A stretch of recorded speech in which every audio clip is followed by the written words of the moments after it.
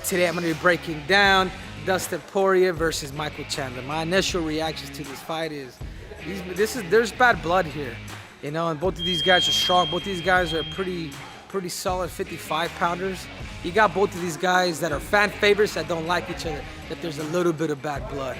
My initial, I guess the person that I'm kind of leaning towards a little bit more would be Dustin Poirier, just for the simple fact that his hands are a little crisper. He's been in it with the absolute best, and he's trained for 5 rounds. The only reason why I want to go with Poirier is because, number one, his grit. Anybody that can go head-to-head and be composed, and the striking is pretty solid, even though he'll stay in the pocket, and yeah, he will get hit, but his Dustin Poirier's greatest gift is his grip, man. That dude is something I feel like, I don't know, I want to get his DNA checked to actually see if he's actually Mexican. He's got a pair of cojones.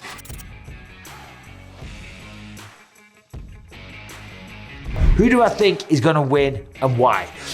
Well, I think Dustin Poirier, all fights start on the feet, and I think Dustin Poirier has the better boxing, as I said. He's got the longer reach, but only by 1 inch. When you see Michael Chandler, he's a shorter guy, but he's got 71-inch reach. Dustin Poirier, 72, so not much of an advantage there. But I just think he puts together better combinations, very fluid footwork. He likes to switch stances. He'll glide in and out. Of course, he's a black belt in BJJ, as I said before, so that's a threat for Chandler if it hits the ground. But I don't think Chandler's going to be too bothered about that. Listen, we all know how to do arm bars, whether you're a black belt, purple belt, whatever it is. You know, most of us, you know, if you've been doing MMA long enough, you know how to fight on the ground, okay? And there's certain ways that wrestlers like Chandler can mitigate your offense if you're a BJJ guy. So for Chandler, he's got to mix in takedowns. He's got to go from the boxing to the takedowns, lots of level changes, lots of feints, lots of fakes.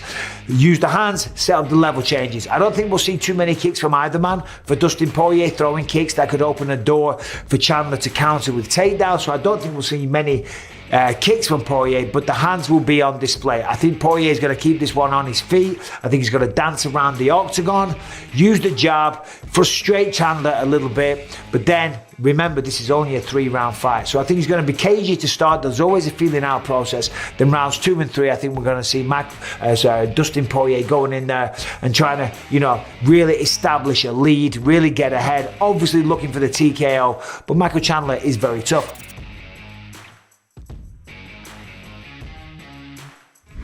So now we've got Chandler versus Poirier, which is iron on top of iron. And I believe you have 2 different matches here, by the way. I sincerely do believe that. Michael Chandler versus Dustin Poirier for 25 minutes. I feel fairly comfortable in my prediction that Dustin Poirier wins that match. Fairly comfortable. I'm not talking about a huge bet. I'm not talking about a massive statement, but I would say to you, with a level of integrity on the line, a level of expertise that you would come to me for, I would say to you pretty comfortably that Dustin Poirier wins that. When you shorten it to 3 rounds, things just changed. That takedown ability of Chandler is real. It exists. And should Chandler execute that takedown ability, say in the first round, and he gets that position, I think that he can ride out an entire round. Now you've got 2 rounds left and Chandler's only got to grab one of them. I'm not bullish on telling you quite yet that I think that Chandler's going to win this fight. I'm not positive he's going to go to that takedown ability. I'm not sold that he's going to do it. I don't see his style as everything setting it up. Everything's setting up that college wrestling. That's not what he does. He's starting to believe in his hands.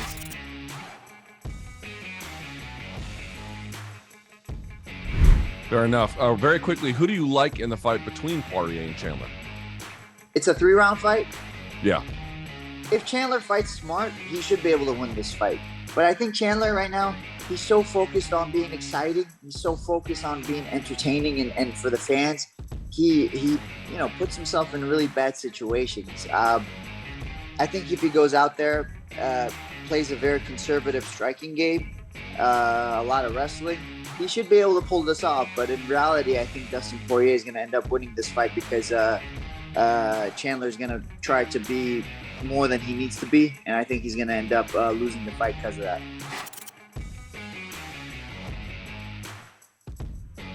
I am excited for that fight. It's, probably the fight I'm most excited for. This whole card stacked, but that one's going to be fun. Well, I think it'll last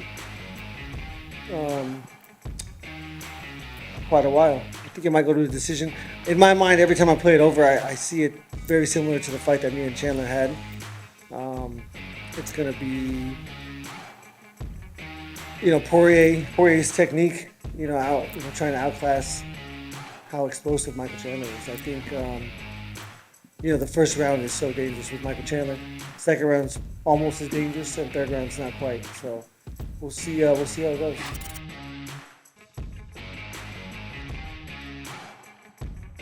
I know we can't give away too much of the game plan here. Yeah, I mean, these guys have seen each other fight forever, so I don't know if there's much game planning, being given away. Obviously, what pops up first in my mind is he's a very, very good, crisp and clean boxer. The guy has done a hell of a job with him over the course of his career. So I would say, outside of specific game plans and stuff like that, I think that's the first thing that jumps out at me. I think Michael can really put a lot of stress and pressure on him in the wrestling department.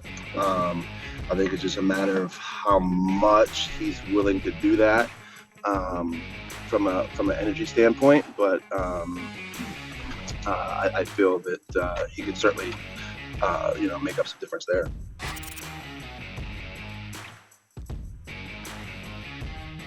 Yeah, no, I cannot wait for that fight. And I will also say, when Daniel Cormier and I were at the Residence Inn in Las Vegas with Dustin Poirier before that second fight with Conor McGregor, and we were all going to go to Fight Island, we sort of sensed some tension from Dustin Poirier, right? And I think DC was sort of like, this is sort of a weird vibe I'm getting from Dustin. And then what does he do? Goes to Fight Island and knocks out Conor McGregor. So sometimes I think we can lean in a little bit too much to that stuff. Dustin just doesn't really care about feelings. He cares about fighting. And I know that's sort of a simplistic way to put it, but I just don't think, even if you saw these two guys in their interview with DC, and DC said, doesn't he, Chandler, have the right to be a little bit upset? And Dustin's like, dude, I don't give a fuck, So I just think they're absolute warriors. I am a bit surprised at the betting line, if I'm being honest. Michael Chandler was plus 150. He's swelled to plus 190.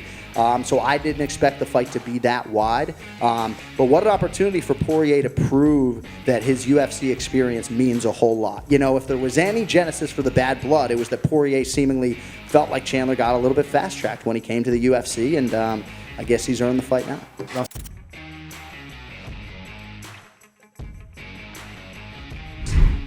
I got an interview on my YouTube going live in a little bit, but I'm gonna look at the thumbnail. You can plug this the is channel. what I always plug my channel, trust me.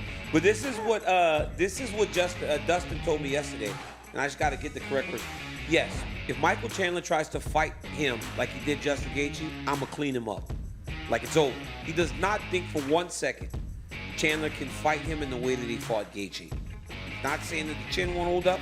His rhythm is too good, he believes, for Michael Chandler to stand with him for 15 minutes. So if Dustin is to be believed, Chandler does need to wrestle.